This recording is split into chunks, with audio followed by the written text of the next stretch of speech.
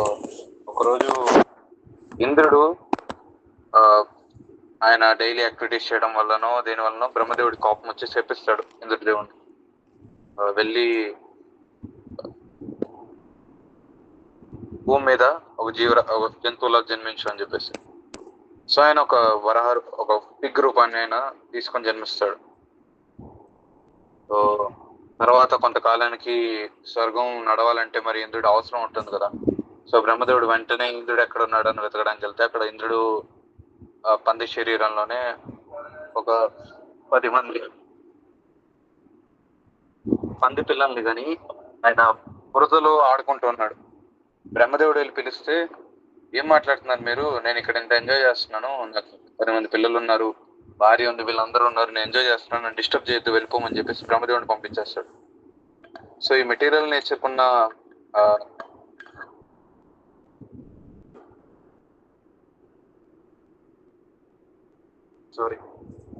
నేర్చుకున్న క్వాలిటీ ఇది. సో మనం దుఃఖాన్ని అనుభవిస్తున్నా, సుఖం అనుభవిస్తున్నాం అని చెప్పేసి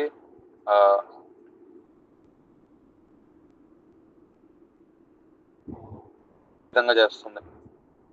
సో మనం ఎంత హ్యాపీగా ఉండాలని ట్రై చేసినా ఇది డ్యువాలిటీ నేచర్ని చూపించి, నిజంగా బురదలో ఆడుకోవడం పెద్ద ఆనందం కాదు, కానీ ఇంద్రుడికి అదే ఆనందం అనిపిస్తుంది స్వర్గం కన్నా. సో అదేవిధంగా మనకు కూడా హైయెస్ట్ హ్యాపీనెస్ ఆధ్యాత్మిక జగత్తులో దొరికిద్దని తెలిసిన భౌతిక జగత్తులో మనం ఎంత ఇమిడిపోయి ఉన్నామంటే దాన్ని యాక్సెప్ట్ చేయలేకపోతుంది. సో దానికి ఉదాహరణగానే అక్రూర మాసేలు 26 శ్లోకంలో ఆయన చెప్తున్నారు, ఎలాగైతే ఒక మూర్ఖుడు ఎండమావుల వెనకాల పరిగెడుతూ నిజమైన నీరున్న చోటుని త్యజిస్తాడు అని. సో అదేవిధంగా మనం కూడా నిజంగా సచ్చిదానంద ఫామ్ కలిగి శాశ్వతంగా ఆనందంగా ఉండగలం అని తెలిసిన కొన్నిసార్లు మా యొక్క ప్రలోభాలకి మనం లోబడిపోతాం. సో ఆ ప్రలోభాలకి మనం లోన్ అవ్వకుండా ఉండాలంటే మనం కొంచెం మన ఎఫర్ట్ని, మన సిన్సియారిటీని చాలా స్ట్రాంగ్ చేసుకోవాలి. సో ఆ డ్యువల్ నేచర్ గురించి నేను క్లాస్లో మనం చర్చించుకున్నాం. ఈరోజు కంటిన్యూ చేసుకుందాం. మనం 27వ శ్లోకం చదువుతారు మాతాజీ. కృష్ణ ప్రభుత్వంలో నా బుద్ధి ఎంత కుంటిపడినది అనగా భౌతిక వాంఛల చేత, భౌతిక కర్మల చేత కలత చెందినది, మొండు పట్టుగల ఇంద్రియములచే సదా అటు ఇటు ఏడవబడినది అయిన నా మనస్సును అణచడి శక్తి నాకు లేదు. హరే కృష్ణ. ఒకసారి మళ్ళీ సారీ. నా బుద్ధి ఎంత కుంటిపడినది అనగా భౌతిక వాంఛల చేత, భౌతిక కర్మల చేత కలత చెందినది, మొండి పట్టుగల ఇంద్రియములచే సదా అటు ఇటు ఏడవబడినది అయిన నా మనస్సును అణచడి శక్తి నాకు లేదు.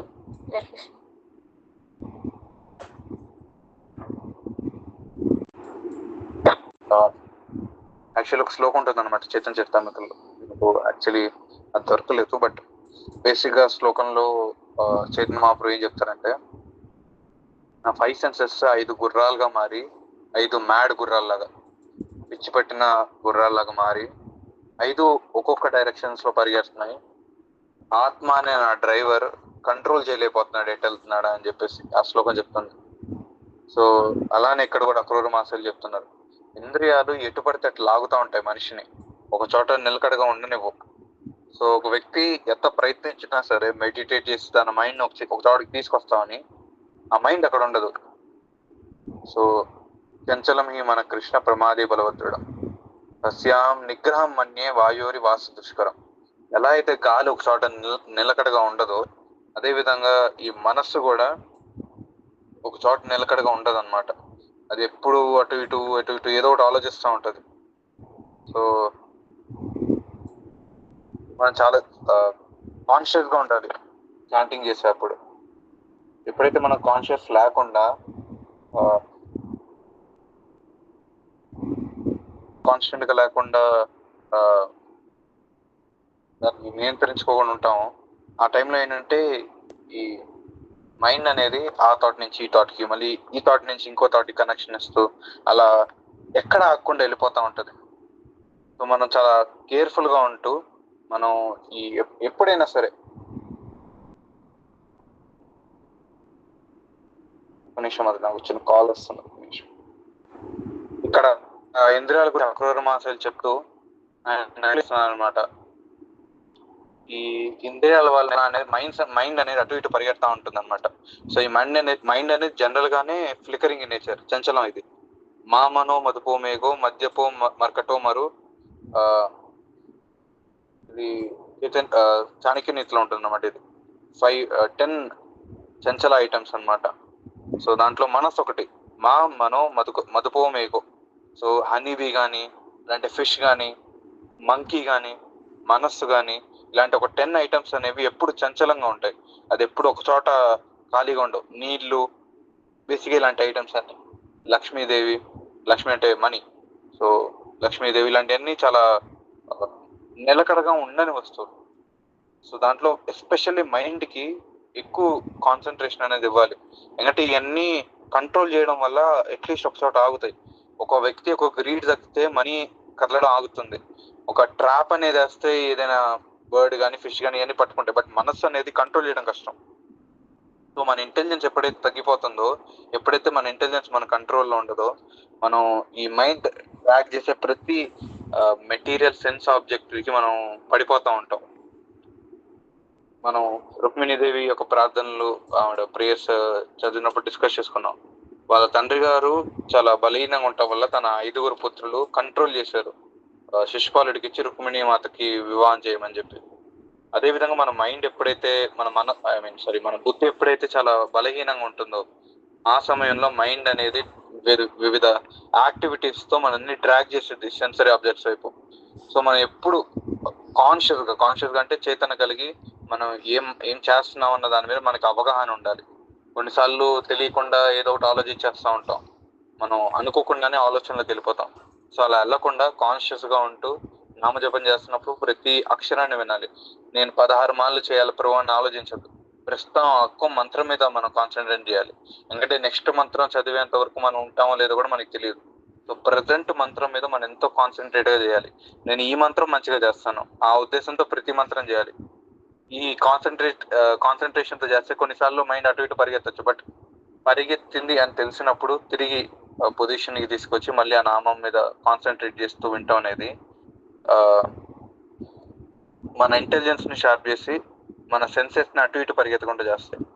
సో ఈ శ్లోకంలో బేసిక్ గా అక్రూర మహాశయులు మనకి తెలియజేస్తుంది ఏంటంటే, మనం మెటీరియల్ డిజైర్స్ వెనకాల పరిగెట్టడానికి కారణం మన వీక్ ఇంటెలిజెన్స్. ఫస్ట్ థింగ్ మన వీక్ ఇంటెలిజెన్స్. సెకండ్ థింగ్ ఈ సెన్సెస్ అటు ఇటు డ్రాగ్ చేయడం. ఈ సెన్సెస్ ఈ ఇంద్రియాలు ఎప్పుడైతే అటు ఇటు పరిగెడతాయో, మనస్సు అనేది కోరికల్ని పెంచుకుంటా ఉంటది. సో బేసిక్ గా మనస్సు కోరికలు ఎందుకు పెంచుతుందంటే 2 రీజన్స్. ఒకటి మన ఇంటెలిజెన్స్, మన బుద్ధి బలహీనంగా ఉన్నప్పుడు. 2 ఇంద్రియాలని ఎటు పడితే అటు పరిగెత్తించినప్పుడు. ఇప్పుడు సపోజ్ ఒక అబ్బాయి అమ్మాయిని చూస్తున్నాడంటే తన ఐస్ కి తను పర్మిషన్ ఇస్తున్నట్టే, చూడు అని చెప్పేసి. సో ఎప్పుడైతే ఒక చోటుకి వెళ్ళినప్పుడు మన ఇంద్రియాలను మనం కంట్రోల్లో ఉంచుకోగలుగుతాము, అప్పుడు మైండ్ డిజైర్స్ ఇవ్వడం ఆపుతుంది. సో మైండ్ డిజైర్స్ ఇవ్వడం ఆపితే మనం మెటీరియల్ సెన్స్ ఆబ్జెక్ట్ మీద లేదంటే దాంతో సమయాన్ని కానీ గడపకుండా ఉంటాం. ఎప్పుడు మనసు ఈ భౌతిక కోరికల్ని లేదంటే ఈ కోరికలను ఆపుతుందంటే మనకి ఇంటెలిజెన్స్ పెరిగినప్పుడు. ఏమని ఇంటెలిజెన్స్? ఇవన్నీ టెంపరీ, దీనివల్ల నాకు ఎటువంటి ఆనందం వచ్చేది లేదు, నా సమయం, నా మనీ అన్ని వృధా అని చెప్పేసి. సో బుద్ధి ఎప్పుడైతే స్ట్రాంగ్ ఉంటుందో మనస్సుకి ఆ కోరికల్ని పుట్టించే దాని మీద బలం మనకు ఉంటుంది, ఇన్నర్ స్ట్రెంగ్త్ అనేది మనకు ఉంటుంది. ఎప్పుడైతే మెటీరియల్ కోరికల మీద మనకి నియంత్రించుకోగలిగిన శక్తి ఉంటుందో, బుద్ధి ఉంటుందో, అప్పుడు ఇంద్రియాలు ఎటు పరిగెత్తినా మనసు కోరికలు పుట్టించదు. కాబట్టి మనం ఆటోమేటిక్ గా దృష్టిలో వెళ్ళకుండా ఉంటాం, ఆ దృష్టి కోణంలో మనం చూడకుండా ఉంటాం. సో అందుకని మన బుద్ధి మనం షార్ప్ చేసుకోవడం అనేది ఇంపార్టెంట్. ఈ ప్రేయర్ చదువుకోవడం వల్ల కానీ, లేదంటే